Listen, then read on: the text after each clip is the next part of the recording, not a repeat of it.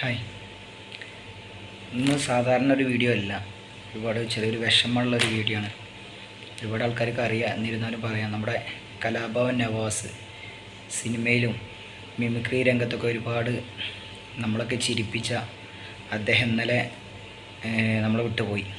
ഒരിക്കലും പ്രതീക്ഷിക്കാത്തൊരു സംഭവം. കാരണം എന്താ വെച്ചാൽ പുള്ളിയൊക്കെ 2 ദിവസം മുമ്പ് അമ്മയുടെയൊക്കെ ഒരു ഫംഗ്ഷനിലൊക്കെ പുള്ളിയെ കണ്ട്, ചാനലിലെ കൂടെ ഒക്കെ കണ്ടതാണ്.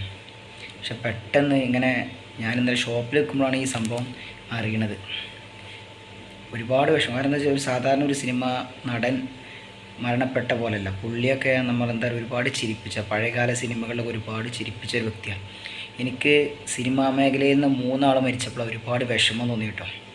ഒന്ന് നമ്മുടെ കലാഭവൻ ഹനീഫ്ക്ക് നല്ല ഒരുപാട് ഇഷ്ടമുള്ള പുള്ളിയുടെ മരണ വാർത്ത ഭയങ്കര നമ്മളെ ഞെട്ടിപ്പിക്കുന്നതാണ്.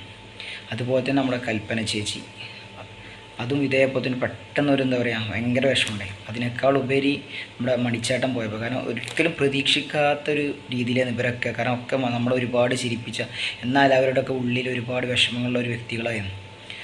സിനിമാ താരങ്ങളൊക്കെയാണ്, അവർക്ക് ഒരുപാട് ഫെസിലിറ്റിയും കാര്യങ്ങളൊക്കെ ഉണ്ടെന്നൊക്കെ നമ്മൾ പറയുമെങ്കിൽ കൂടി അവിടെയൊക്കെ നമ്മൾ ഒരുപാട് എന്താ പറയുക, നമ്മളൊരു വിഷമങ്ങളൊക്കെ വരുമ്പോൾ അതൊക്കെ മാറ്റാനുള്ള ഒരുപാട് ചിരികൾ അവർ നമുക്ക് തന്നു. അതുപോലെ തന്നെ നമ്മുടെ നവാസ്കൊക്കെ എൻ്റെയൊക്കെ ചെറുപ്പത്തിൽ നമ്മുടെ ഈ മുകേഷ്, നവാസ്ക് അവരൊക്കെ ഉള്ള ഓരോ കോമഡി പടങ്ങളൊക്കെ ഒരുപാട് നമ്മളെ എന്താ പറയുക ചിരിപ്പിച്ചും നമ്മളെ സന്തോഷിപ്പിച്ച ഒരുപാട് മാട്ടുപ്പെട്ടി മച്ചാനങ്ങളുടെ ഒരുപാട് മൂവീസ്, പിന്നെ മമ്മൂക്കയുടെ കൂടെ ചട്ടമ്പിനാട്, അതിനു മുമ്പ് ഒരുപാട് പടങ്ങൾ.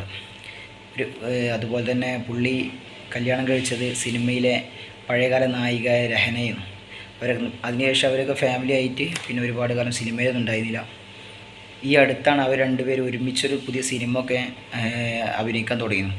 ലാസ്റ്റായിട്ട് അദ്ദേഹം അഭിനയിച്ചത് നമ്മുടെ ആസിഫ് അലി നായകനാകുന്ന ടിക്കറ്റാക്ക മൂവിയാണ്. പിന്നെ വേറൊരു മൂവിയുടെ ലൊക്കേഷനിൽ നിന്നാണ് അവർ പോയത്. ഞാൻ വീട്ടിൽ പോകാറുന്ന രീതിയിലാണ് പുള്ളി പോയത്. പിന്നെ കൊച്ചിയിലൊരു ഹോട്ടൽ മുറിയിലാണ് പുള്ളി മരണപ്പെട്ടത് അറിഞ്ഞത്. ഹൃദയാഘാതമെന്നാണ് അറിഞ്ഞത്. 51 വയസ്സേ ഉള്ളൂ.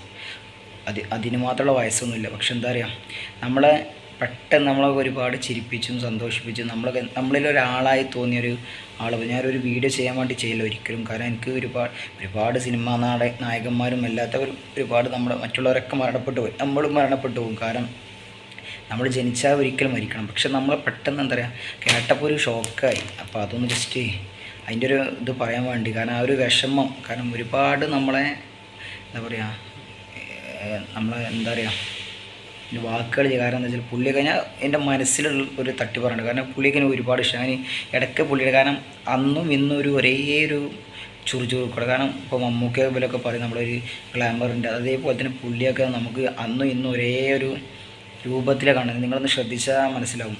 പുള്ളിക്കൊന്നും വലിയ മാറ്റങ്ങളൊന്നും വന്നിട്ടുണ്ടായില്ല. അതുപോലെ തന്നെ നല്ലൊരു ഫാമിലി മാനാണ്. എല്ലാം കൊണ്ടും ഒരാളോട് എപ്പോഴും പുള്ളിയുടെ മുഖം ചിരിച്ചു കൊടുക്കുക. നിങ്ങൾ പല ഷോകളിലൊക്കെ കണ്ടാൽ തന്നെ അറിയാം, പുള്ളി എപ്പോഴും ചിരിച്ച മുഖത്തോടെ നിൽക്കുക. അപ്പോൾ എന്തായാലും പടച്ചവൻ അദ്ദേഹത്തിൻ്റെ ഖബർ വിശാലമാക്കി കൊടുക്കട്ടെ. അദ്ദേഹം ചെയ്ത തെറ്റുകളൊക്കെ പുറത്തു കൊടുക്കട്ടെ. അത്രേ പറയാനുള്ളൂ. ഓക്കെ.